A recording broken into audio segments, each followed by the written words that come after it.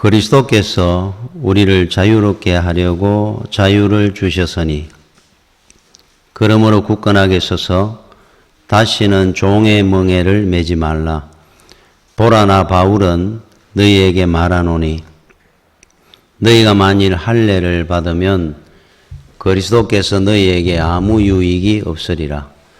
내가 할례를 받는 각 사람에게 다시 정언하노니 그는 율법 전체를 행할 의무를 가진 자라. 율법 안에서 의롭다함을 얻으려 하는 너희는 그리스도에게서 끊어지고 은혜에서 떨어진 자로다. 우리가 성령으로 믿음을 따라 의의 소망을 기다리노니 그리스도 예수 안에서는 할례나 무할례나 효력이 없으되 사랑으로서 역사하는 믿음뿐이니라. 아멘. 오늘 제가 읽었는 갈라디아서 5장은 특별히 5장 1절을 기독교 자유의 대헌장이라고도 합니다. 자유. 그런데 우리 2절부터 6절까지 제가 읽는 동안에 할례, 율법 이런 단어들이 나오고 2절에 보면은 만일 할례를 받으면 그리스도께서 너희에게 아무 유익이 없으리라. 또 3절에 내가 할례를 받는 각 사람에게 다시 정언하노니 그는 율법 전체를 행할 의무를 가진 자라. 이 할례라든지 율법이라고 표현한 것은 행위를 말합니다. 내 행위로 구원받았겠다고 천국 가겠다고 하는 사람은 예수님이 십자가에 달려 돌아가신 것과 아무 상관이 없어집니다. 우리는 행위로 아무것도 우리는 이룰 수 없습니다. 내 행위로 의롭다함을 입게 된다 그러면은 주님이 나를 위해서 죽으실 필요가 없었기 때문이에요. 그래서 네가 할례를 받는 그것으로 행위로 구원받겠다고 한다면은 성경에 나오는 하나님의 모든 계명을 다 지켜봐라 그러는 겁니다. 3절에 자신이 있으면은. 자, 4절에 율법 안에서 의롭다함을 얻으려 하는 너희는 그리스도에게서 끊어지고 은혜에서 떨어진 자로다. 나는 내가 잘해가지고 행위로 구원받겠다 그러니까 하나님의 은혜와는 아무 상관이 없는 사람이 된다 하는 의미예요. 그러니까 여기서 말하는 율법, 하나님 주신 계명이 나쁘다는 뜻이 아니고 그 계명을 다 지켜가지고 뭐 도둑질하지 마라, 거짓말하지 마라, 부모한테 효도해라 이거 다 지켜가지고 천국 갈 사람이 있거든 한번 지켜봐라 이 말입니다. 그러면은 주님께서 우리를 위해 십자가를 지고 돌아가실 필요가 없습니다. 우리 행위로 천국 갈 수 있는데 우리는 안 되기 때문에 주께서 나를 위해서 십자가에 돌아가심에 대속해 주신 이유입니다. 자, 그 부분을 선한 거예요. 자, 1절에 제가 다시 한번 읽어보면 이렇게 나옵니다. 그리스도께서 우리를 자유롭게 하려고 자유를 주셨으니 그러므로 굳건하게 서서 다시는 종의 멍에를 매지 말라. 자유입니다. 아마 인류 역사상 사람들이 가장 좋아하는 단어 하나가 자유라 그럽니다. 이 자유를 지키기 위해서 세계 만방의 여러 군데에서 자유를 쟁취하기 위해서 지키기 위해서 많은 사람들이 피를 흘렸습니다. 우리나라도 그랬고 1775년에 미국 독립전쟁에 패트릭 헨리라는 분이 남겼던 유명한 말이 있죠. 자유가 아니면 죽음을 달라. 자유는 생명처럼 귀한 겁니다. 그래서 오늘 갈라디아서 5장 1절 이 부분을 기독교 자유의 대헌장이라 이렇게 중요한 구절입니다. 그렇다면은 주님께서 우리에게 주신 자유라는 것이 무슨 자유냐?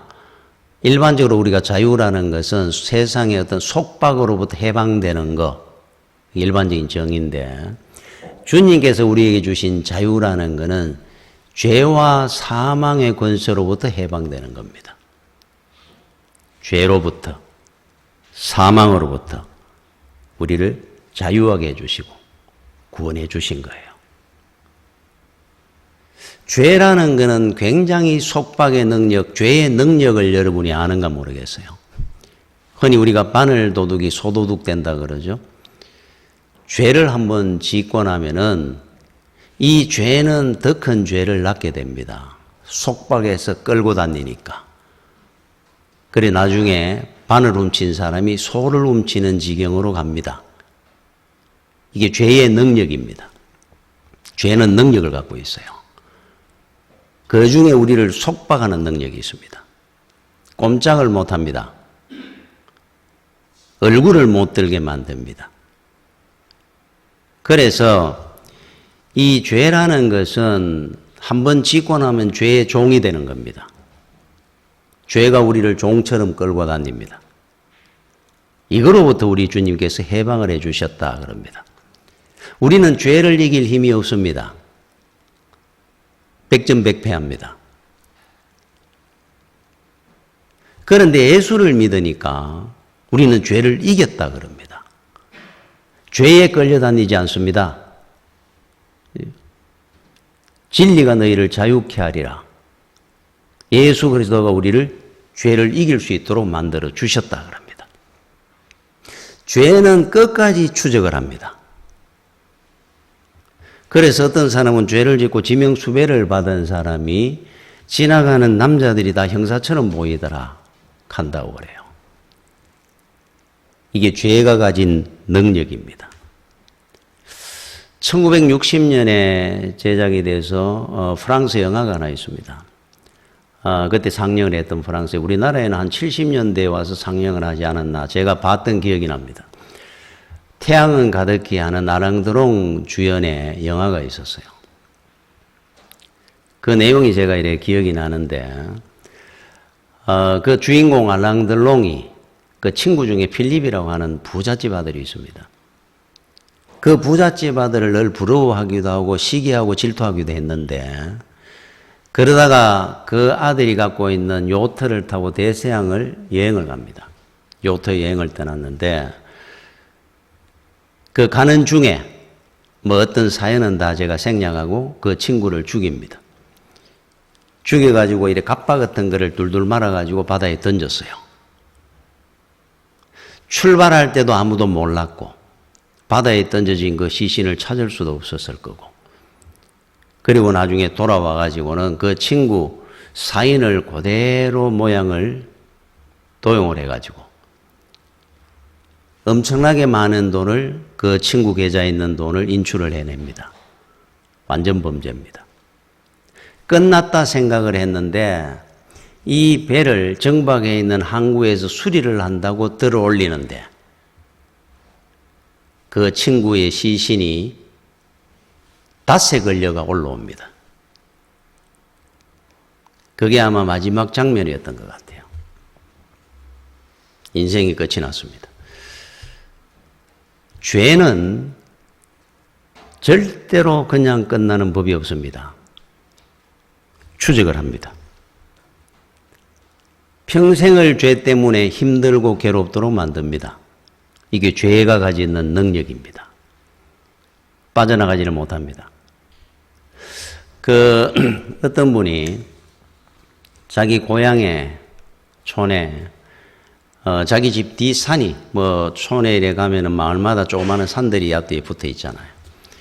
뒤 산에 초등학교 때 친구 둘하고 3명이 가서, 불놀이, 불장난을 하다가 성냥 가가지고, 이게 불이 나버린 겁니다. 그러니까 놀래가지고 그 어린 애들이 옷을 벗어가 끄다 뭐다 하더니 거기 됩니까? 불은 확 번져나가고 도망을 가버렸어요. 뒤에 그 산 하나가 다 타버렸습니다. 그리고는 세 친구가 절대로 말하지 않기로. 그러니까 이거는 누가 불을 냈는지 아무도 모릅니다. 그런데 그 어릴 때 초등학교 다닐 때 그 뒤산 하나를 새까맣게 불을 지르고 난 뒤에 고등학교, 대학을 다닐 때는 서울서 공부를 했다 그러는데, 고향 떠나가지고, 중학교, 고등학교 다님이 10몇 년이 넘도록 그 산을 볼 때마다 아무도 모릅니다. 그 세 친구만 합니다. 늘 죄의 책감에 산 쪽으로 바라보지를 못했다 그럽니다. 그 어린 마음에도. 그런데 한 번씩 이제 어른들이 이야기를 하지 않습니까? 저 산을, 저렇게 좋았던 산을 누가 저거를 불을 내가 이 동네 얼굴을 다 버려놨다고. 시커먼 산이 하나 있으니까 동네에. 나중에 결혼을 하고 이제 나중에 이제 산이 이제 나무도 이제 자라고 해가지고 옛날 그 모습으로 돌아왔는데도 고향하고 멀어지게 된 계기라 그래요. 그게. 고향을 갈 때마다 그 뒤 산이 보입니다. 늘 죄책감에 평생에 이게 불 트라우마가 생겼다 그래요. 늘 불조심해야 돼요. 이게 죄가 가진 능력 중에 하나입니다. 죄는 속박합니다. 절대로 죄의 그물에 못 빠져나가도록 만들고 끌고 다닙니다. 예수 믿기 전에 우리는 죄의 종이었습니다. 못 빠져나가도록 하니까. 욕망의 노예였습니다. 그런데 우리가 예수를 믿으면서 죄로부터 종된 우리가 주의 종이 되면서 자유함을 얻었다 그럽니다. 오늘 1절 말씀에 자유인이 된 겁니다. 그런데 여기 문제가 하나가 뭐냐면은 늘 질문을 해야 되겠죠. 죄로부터 우리는 자유함을 입었다 그랬는데 예수를 믿는데 평생의 죄의 종이 되고 욕심의 종이 돼가지고 살아가는 사람들이 많습니다. 아니 이제 우리는 자유인인데 이거는 그러면 어떻게 된 겁니까? 왜 우리는 죄의 종이 돼가 지금 또 이렇게 살아가야 되느냐? 꼼짝을 못합니다. 늘 세상의 눈치를 봅니다. 세상의 종이 돼가지고. 자유인이고 우리가 주인이라 그러는데. 여러분 미국에는 옛날에 노예제도가 있었어요. 그런데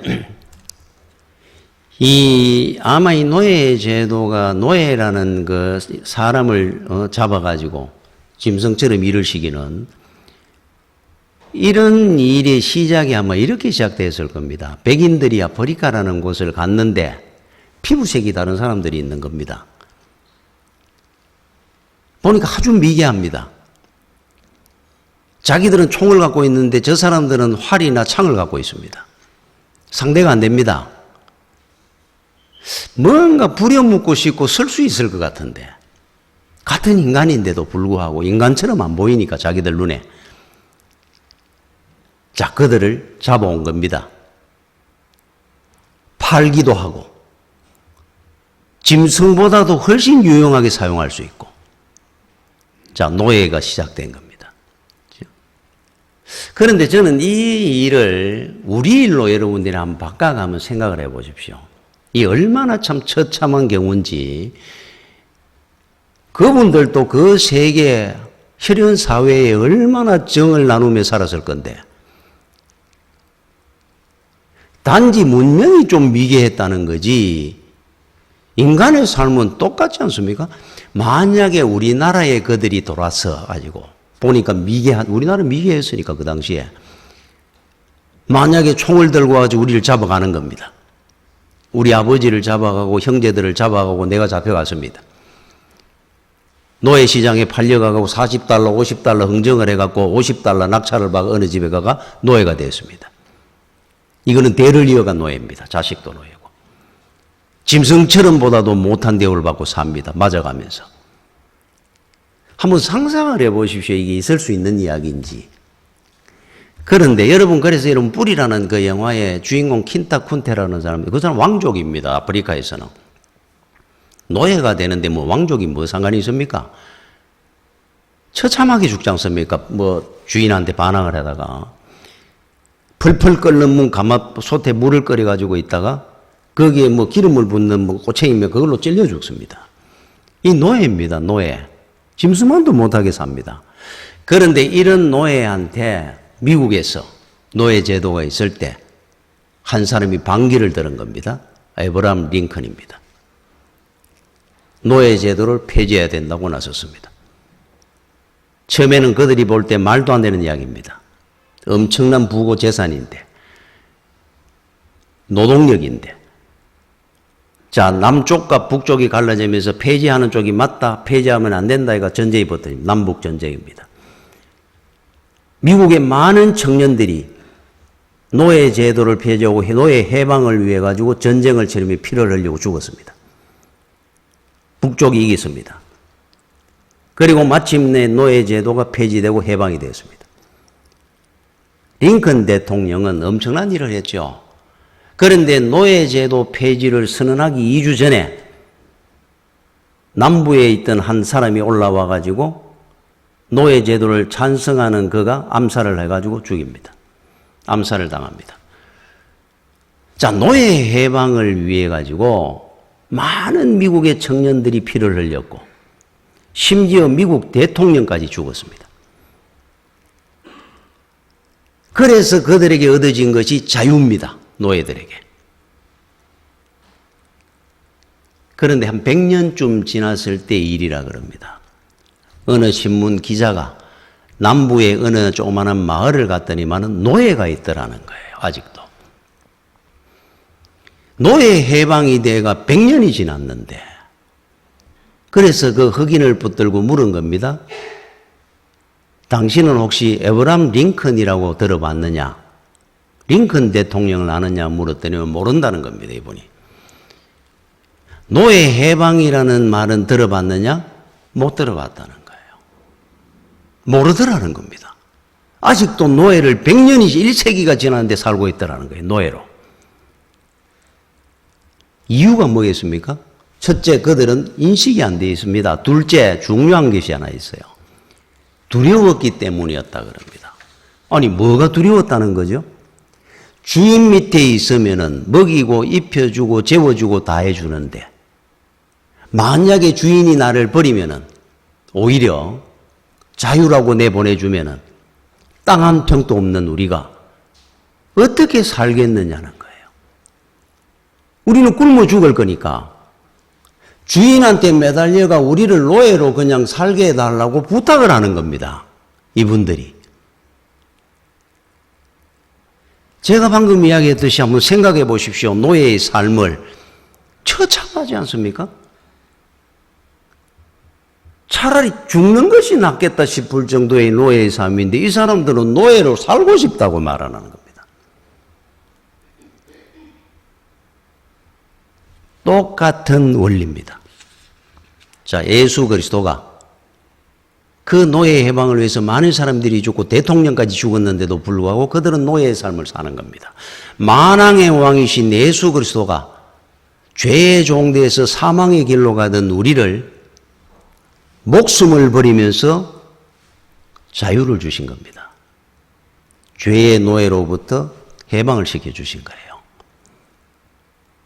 엄청난 일입니다.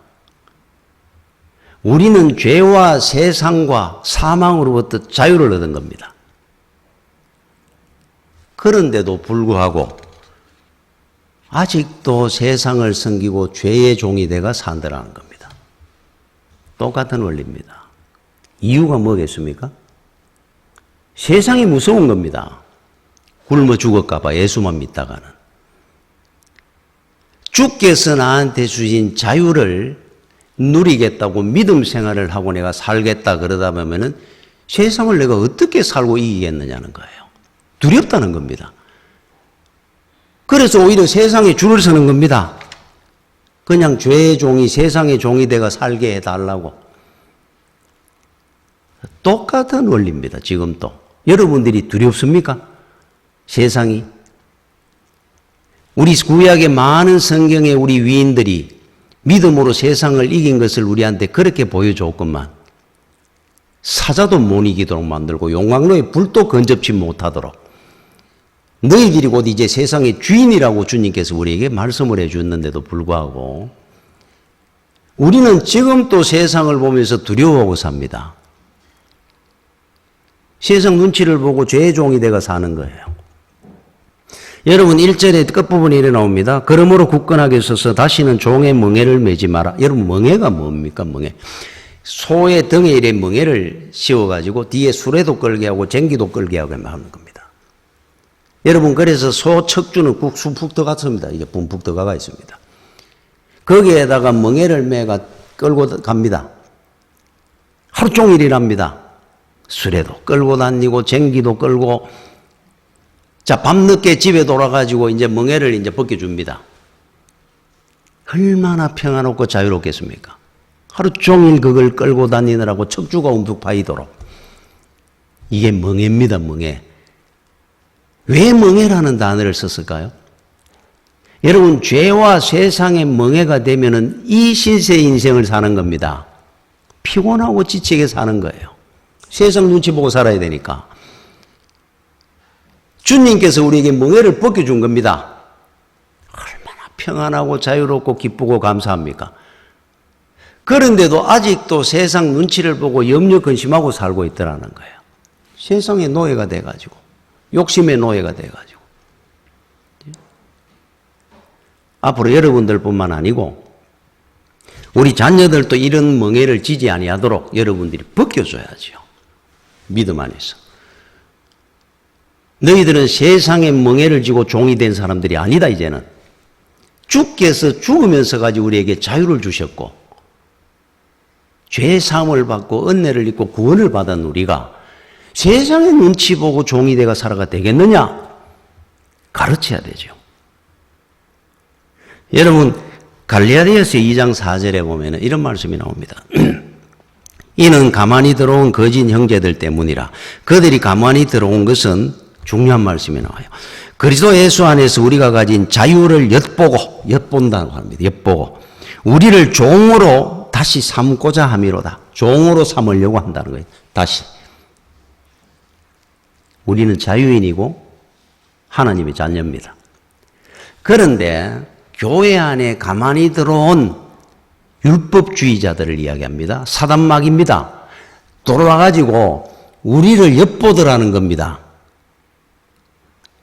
여러분들 중에 다시 종으로, 행위의 종으로, 율법의 종으로, 세상의 종으로 삼을 자가 있는지 없는지를 엿보더라 그럽니다. 그러면 다 데리고 가면 되잖아. 와가지고 뭐 하려고 엿봐가지고 저 사람 이 사람 고를 필요가 있습니까? 골라야지요. 왜 그러냐 하면은 완전히 자유함을 입고 사는 성도들이 있거든요.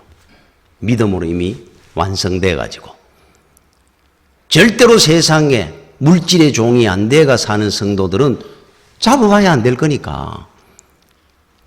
보면은 이 사람들이 압니다. 마귀가 이미 압니다. 엿보고 있습니다. 여러분들을 지금 엿보고 있는 거예요. 여러분들이 말하는 거나 삶을 보면 압니다. 아, 저거는 30% 믿음이, 50% 저거는 조금만 흔들면 다시 종이 되겠구나. 엿보가지고 돌아다니는 겁니다. 목적이 뭡니까? 다시 종으로, 죄의 종으로 만들기 위해서. 엿보고 있습니다. 여러분들의 말이나 삶을 통해 가지고 그들이 엿보면서 바로 저 집사다, 저 권사다 안 가도록 만들어야 돼요. 우리가 얻은 자유가 어떤 자유인데, 그죠? 늘 긴장하고 경계하지 않으면 우리는 또 넘어갑니다. 아니, 왜 또 넘어갈까? 이유가 있습니다.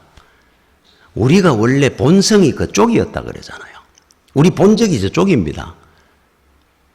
나도 모르게 사투리가 먼저 나옵니다. 죄된 말들이 먼저 나오게 돼 있어요. 고향이 그쪽이었으니까. 그걸 압니다. 꿰뚫고 보고 있습니다. 여러분, 개구리와 정갈을 가는 그 철학적 의미가 있는 좀 재밌는 이야기가 하나 있어요. 정갈은 얼마나 독침을 갖고 있습니다. 꼬리 부분에. 독이 아주 강합니다. 정갈이 어느 날 자기 길을 가다 보니까 앞에 조그마한 강이 하나 흐릅니다.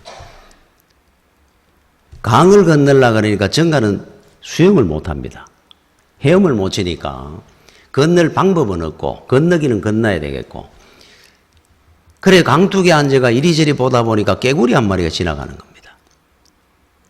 그래서 깨구리한테 부탁을 하고 깨구리 헤엄을 잘 치니까 네가 이 강을 건너갈 때 내 등에 좀 업혀가지고 강을 좀 건너해주면 안 되겠느냐? 부탁을 했어요. 그때 깨구리가 그럽니다. 내가 바보입니까? 당신 꼬리에 독침이 있는데 그 독침에 쏘이면은 내가 바로 죽을 건데 내가 왜 당신을 얻고 내가 강을 건너주겠습니까? 그래도 정갈이 이렇게 얘기를 하는 겁니다. 야, 너는 정말 바보구나. 내가 수영을 못해가 니한테 부탁을 해가 등에 업혀가 좀 갈라 그러는데 내가 만약에 너를 독침을 쏘면은 네가 죽으면은 나도 물에 빠져 죽는 거 아니냐. 내가 어떻게 독침을 쏴가지고 너를 죽일 수 있단 말이냐. 그 원리를 너는 어떻게 모르느냐. 가만히 들어보니까 맞습니다. 아, 내가 죽으면 자기도 죽으니까 절대로 나한테는 독침을 못 쏘겠구나. 등에 타십시오. 자, 정갈이 깨구리 등에 타고 강을 건넙니다. 중간쯤 왔는데 갑자기 강물이 뭔가 한 덩치가 출렁하며 지나갑니다. 정갈이 깨구리에게 독침을 팍 쐈습니다. 깨구리가 독침을 맞아가 독이 퍼지며 뻣뻣하게 죽어가면서 무섭니다. 지금 내가 죽으면 너도 곧 죽을 건데 강에 빠져서 왜 나한테 독침을 쐈습니까? 물었어요. 정갈이 이렇게 이야기하는 겁니다. 그거는 내 본성이다. 내 본성이라는 겁니다. 독침 쏘는 것이. 출렁거릴 때 깜짝 놀라면 자동으로 쏘여지는 게 독침이라는 거예요. 내가 죽는 걸 왜 모르겠느냐. 네가 죽으면 나도 죽지만은 이게 본성이 그걸 어떡하란 말이냐. 같이 죽었답니다. 여러분 꼭 기억을 해야 될 것이 우리의 원래 본성이 뭐라고 생각합니까? 죄입니다. 죄. 우리는 예수 믿기 전에 아무리 내가 바르게 살고 이 곧게 산다고 다짐을 해도 우리는 가만히 놔두면 저절로 가는 쪽이 죄입니다. 이거는 본성입니다. 본성. 이로부터 우리 주님께서 우리를 건져낸 겁니다. 여러분들이 그래서 늘 긴장하고 경계하지 아니하면은 엿보고 있습니다. 지금 사단마귀는 어떤 문제만 생기면은 조그만한 일 하나만 생기면은 여러분들은 본성적으로 바로 나옵니다. 또 다시 죄가. 자, 그러면은 우리가 이걸 이길 방법이 없느냐? 본성이 그래가지고 나도 모르게 티 나온다는데 갈라디아서 2장 5절에 이런 말씀을 합니다. 그들에게 우리가 한시도 복종하지 아니하였으니 사도 바울은 절대로 안 졌다 그럽니다. 이유가 이는 복음의 진리가 항상 너희 가운데 있게 하려 함이라. 이게 답입니다. 복음의 진리. 하나님의 말씀으로 늘 은혜 가운데 우리가 충만하게 살면은 성령이 충만하면은 주와 늘 우리가 함께 하면은 이 본성적인 죄를 우리가 이길 수 있습니다. 하는 거예요. 우리 힘으로 됩니까? 우리는 백전백패입니다. 주와 함께하고 말씀 가운데 충만하게 갑옷을 입고 살면은 얼마든지 우리는 죄를 이길 수 있습니다. 그 말씀을 우리한테 전하는 겁니다. 여러분 옛날에 요즘도 요즘 못 봐가지고 제가 중국 영화, 무협 영화 이런 거 보면은 어떤 한 사람이 스승을 찾아갑니다. 무술을 배우려고. 가면은 바로 이래 무술을 가르쳐 주지 않습니다. 온갖 흐드러리를 시키죠. 물을 떠날라라, 매일 물 떠나라고 빨래를 해라, 밥을 해라, 온갖 걸 다 시킵니다. 흐드러린 일들을. 그래가지고 1년을 하고 3년을 하고 5년을 하고 무술을 안 가르쳐 주잖아요. 그러다가 어느 때 되면 이제 나오라 그래가지고 무술을 기초부터 하나씩 가르쳐 줍니다. 대가가 되는 이런 영화들이잖아요. 처음부터 무술 배우러 왔다고 무술 바로 더 가르쳐 주지 않는 이유가 무술만 가르치는 것이 아니고 거기에서 뭐를 이야기하고자 하느냐면은 스승의 그 삶, 인품, 무술과 같이 배우는 겁니다. 함께 살면서 여러분 바둑에는 네 제자라 그럽니다. 한 집에 같이 기거하면서 스승과 바둑을 수련하는 겁니다. 일본은 거의 네 제자 방식으로 가르칩니다. 스승과 제자가 같이 살면서. 우리나라 같은 경우는 그런 애가 없었죠. 딱 한 사람, 이창호라고 하는 우리나라 유명한 그 바둑 천재가 있었죠. 원래 이창호라는 분이 그 9살에 할아버지가 손을 잡고 전주에서 그 당시에 최고 우리나라 바둑 기사가 조훈현 씨입니다. 조훈현 씨 집에 데려가 가지고 내 제자로 삼도록 했어요. 이제 그 돈을 마일에 내기로 했답니다. 그래서 내 제자로 한 집에 살았습니다. 9살 때부터. 집 떠나가지고 학교 갔다 오고 밥 먹고 다 해주고. 그래서 그 조훈현 씨 그 부인을 어머니라 그럽니다. 이창호 국수가. 자, 그런데 언제 이제 그 집에서 나오게 됐느냐 하면은 15살 되는 해에 명인전의 결성전에서 만납니다. 그 당시에 조훈현 명인이고 이제 도전자로 이깁니다. 이창호가. 이기면서 그 아내 되는 분이 이제는 두 사람이 같은 급수고 라이벌이 됐는데 무슨 내 제자로 있을 필요가 있느냐? 이제는 나가라 그래서 나오게 울면서 나왔다 그래요. 마음이 너무 아팠다 그럽니다. 이게 이제 내 제자입니다. 함께 살면서 바둑이라는 기술만 터득하는 것이 아니라 같이 배우는 겁니다. 모든 삶을. 자, 여러분들이 살아가면서 우리가 신앙 인격이라든지 믿음이 하루아침에 변화될 것 같습니까? 안 됩니다. 세상의 기술 하나 터득하는 거, 어떤 뭐 무술을 하나 터득한 것도 그렇게 오랜 시간이 필요한데, 주와 함께하고 말씀을 우리가 은혜를 받았다고 어느 날 갑자기 우리 인격이 바뀌고 우리가 세상 가운데 자유와 물누리고 살 것 같습니까? 많은 시간이 필요할 겁니다. 말씀에 충만하게 산다는 것이 얼마나 힘들고 어려운 것을 여러분이 이제 알게 될 겁니다. 사도 바울이 다메섹 도상에서 빛 가운데 우리 주님을 만납니다. 바로 변화됐다고 생각합니까? 그렇지 않습니다. 아라비아에 가서 3년을 기도했습니다. 주와 함께하는 그 시간이 내 제자의 삶을 사는 거죠. 그거로 끝난 줄 압니까? 자기 고향 다소에 가가 거의 10년 가까이 치과 생활하면서 말씀으로 충만했던 사람이에요. 바나바가 어느 날 그를 불러가지고 안디옥 교회 부목사가 되면서 본격적으로 사역이 시작됩니다. 10수년이 걸린 겁니다. 오랜 시간을 여러분들이 가야 될 길입니다. 그런데 믿음 생활 좀 하다가 보니까 나는 늘 넘어집니다.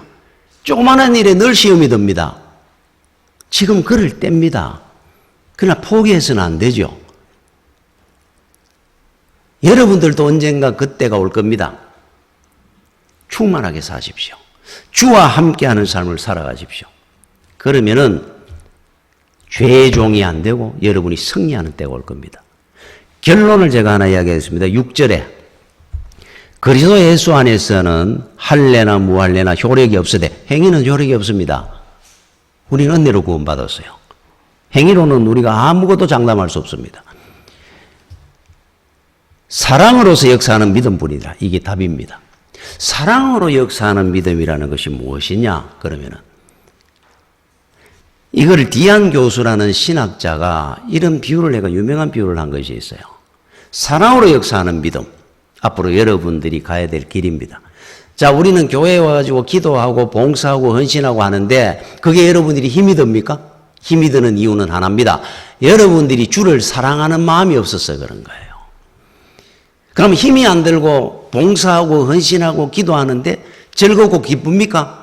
주를 사랑하기 때문에 그런 겁니다. 자, 여기 먼저 답입니다. 사랑하는 믿음으로 하는 겁니다. 디안 교수가 했는 말이 어떤 거냐 하면은 어느 부자 귀족이 자기 집에 하녀들이 많습니다. 종들이를 많이 거느리고 있습니다. 그런데 가난한 집에 농부의 딸 중에 이 집에 빚이 있어요. 그러니까 빚 대신에 그 딸을 데리고 옵니다. 이 집에 하녀를 삼았습니다. 그러니까 부모가 빚지는 바람에 이 딸은 그 집에 하녀가 돼가 팔려온 겁니다. 자, 하녀가 오니까 가르칩니다. 너는 새벽 5시에 일어나서 제일 처음에 일어나면 식사 준비를 하고 식사가 끝나면 집안 청소를 하고 빨래를 하고 오후에는 바디를 하고 저녁에는 식사 준비하고 모든 집안 청소 잠자리 준비를 하고 10시에 자야 된다. 자, 이제 정했습니다. 규율을. 정하고 엄격하게 지킵니다. 새벽 5시에 일어나가지고 밤 10시까지 자는 동안에 1분도 쉴 틈이 없습니다. 너무 힘들고 고되게 살았습니다. 그런데 어느 날부터 주인이 이 한여를 사랑하기 시작했어요. 사랑을 느끼는 겁니다. 시간이 가면서 어느 날 찾아옵니다. 꽃다발을 가져와가지고 청혼을 합니다. 나는 너와 결혼하고 싶다 그랬어요. 집안에 난리가 나고 큰일 났습니다. 그런데 이 청년은 절대로 포기하지 않습니다. 나는 당신과 결혼할 겁니다. 한여로 그 집에 갔다가 대단한 집안의 안주인이 된 겁니다. 이 사람이. 자, 결혼을 해가지고 신혼여행을 갔다 왔는데 똑같이 5시에 일납니다. 하던 대로 일어나가지고 식사 준비를 하고 빨래를 하고 바디를 하고 전적 안 해도 되는데, 그래서 어느 날 남편이 불러가지고 당신은 한여들을 다스리며 될 일을 왜 직접 그러고 있느냐. 가만히 생각을 하니까 나는 참 한여가 아니구나. 나는 이 집의 안주인이 됐구나 이제. 그 다음 날부터 10시까지 자도 됩니다. 아무것도 안 하고 누워 있기만 해도 됩니다. 안주인이니까. 한여가 수십 명이 일을 합니다. 그 다음날 일어났는데 4시에 일어난 거예요. 5시에도 일날 필요 없다 그랬는데 4시에 일어나가지고 남편의 옷을 빨래도 하고 다리고 집안 청소도 하고.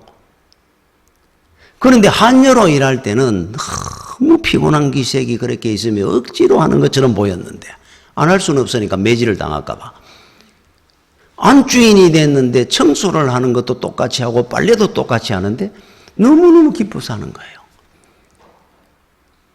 왜 그렇다고 생각합니까? 사랑하니까. 남편을. 사랑해서 하니까 한여로 일할 때 일하는 모습하고 달라진 겁니다. 빨래를 하는데 피곤하지가 않습니다. 남편의 옷을 밤새도록 다뤄도 기쁩니다. 사랑으로 역사하는 믿음뿐이니라. 그 의미를 디안 교수가 이렇게 표현을 한 거예요. 이유를 알겠습니까? 그 기쁨과 즐거움을. 이거는 우리가 행위로 한다고 생각해가 여러분 법 아래 한번 있어 보십시오. 너는 안 하면은 징계를 받고 매를 맞아야 돼. 하나님의 계명을 줬습니다. 부모한테 효도 안 하면 넌 죽어. 다 죽습니다. 하기는 한다고 하는데 억지로 합니다.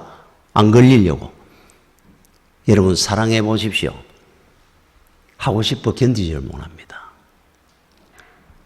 그렇게 하는 법이 돼야 되지 왜 율법으로 하려고 하느냐 하는 거예요.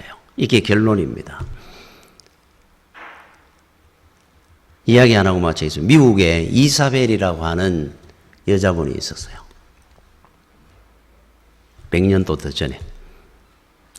이분이 미국에 있으면서 태어나가지고 살면서 결혼을 해가 어느 날인가 그 상황에 대해서 뭐 의학적인 거는 제가 깊이 모르겠습니다. 척추 쪽에 이상이 오면서 하반신 마비가 온 거예요. 하반신 마비가 와서 얼마나 참 중한 병에 걸린 겁니까? 그런데 보험을 내놨는 게 많아가지고 그 당시에는 그 보험이 5만 불, 6만 불 굉장히 큰 돈이었던 모양이에요. 그거를 이제 받게 된 겁니다. 그러면은 어찌됐든 간에 치료도 받고 또 생활도 할 수 있는 여력이 있습니다. 그 돈이면은. 그렇게 하리라 생각을 하고 어느 날 소파에 앉아가 TV를 보는데 한국에 6.25 동란이 터졌다는 겁니다. 그 전쟁이 이제 끝이 났다는 거예요. 근데 문제는 전쟁 고아들이 그렇게 많다는 겁니다. 뉴스를 통해서 봤어요. 한국이라는 나라가 어느 곳에 어떻게 있는지 어느 정도 크기의 나라인지도 몰랐습니다. 이 사람은. 단지 영상에 나오는데 그 고아들이 너무너무 불쌍한 겁니다. 그래서 연락을 한 겁니다. 대사관에. 어떻게 도울 수 있느냐. 그래서 여러 가지 고아원을 설립을 해도 되고 도울 수 있는 길이 있더란 거예요. 내가 도우겠습니다. 무엇으로 도우느냐? 남편은 그냥 직장 다니는 월급 받고 사는 사람입니다. 큰 돈이 없습니다. 내 보험 받은 것이 있으니까. 이거를 내가 보내겠습니다. 그랬어요. 제일 먼저 누가 난리 났게? 남편 데이빗이라고 하는 남편이 난리 났습니다. 당신은 앞으로 어떻게 치료를 받고 내 이 월급으로 우리 생활을 당신처럼 이렇게 지금 장애가 있고 이렇게 시작이 됐는데 어떻게 살려고? 그 당시 돈으로 6만 불입니다. 6만 불을 한국에 다 보낸다는 거냐. 그때 이사벨이라고 하는 이 여자분이 하나님이 나한테 장애야 내가 얼마든지 나는 극복할 수 있습니다. 믿음으로. 단 이렇게 귀한 보험금을 보내준 거는 이렇게 귀한 일에 쓰라고 나한테 주신 거라고 나는 생각을 하는데 이거를 어떻게 나를 위해서만 쓸 수 있느냐. 남편을 설득을 한 거예요. 그 남편이 처음에는 안 된다 그러고 강력하게 반대를 하다가 아내 말에 동의를 하고 그렇게 합시다. 그때 돈으로 50년대 한 초반 중반 요래 되는 돈을 6만 달러 우리나라에 보냈고 그 사람의 돈으로 학교가 세워졌습니다. 바로 부산의 이사벨 여고입니다. 그 사람의 이름을 따가지고 수천 명, 수만 명의 졸업생이 나왔습니다. 신앙으로 교육한 학교입니다. 기독교 학교가. 지금 또 많은 학생들이 공부를 하고 있습니다. 바로 이사벨이라고 하는 여인의 보험금으로 시작된 학교입니다. 이분이 어떻게 그런 일을 할 수 있었을까요? 사랑으로 역사하는 믿음입니다, 이게. 그냥 그런 일이 되겠습니까? 자, 여러분들이 앞으로 살아갈 때 하나님이 우리한테 주신 말씀이니까 꼭 지켜야 돼. 한번 해보십시오. 이게 되는가? 주를 사랑하는 마음으로 주의 일을 해보십시오. 못할 일이 있는지, 시험 들 일이 있는지 아마 감사하고 찬송하면서 기도하고 헌신할 겁니다. 바로 이게 답입니다. 여러분들이 자유함을 누릴 수 있는 믿음의 답입니다. 승리할 수 있기를 바랍니다. 기도하겠습니다. 주의 은혜를 감사를 드립니다. 항상 은혜 가운데 우리와 함께 하시고 지켜주시고 우리가 사랑으로 역사하는 믿음으로 세상 가운데 우리에게 주신 귀한 사명을 감당하는 주의 종들이 되게 하여 주옵소서. 우리 하나님의 영광 돌리고 살고 믿음으로 승리할 수 있도록 인도하여 주시기를 간절히 원하오며 예수님 이름으로 기도드립니다. 아멘.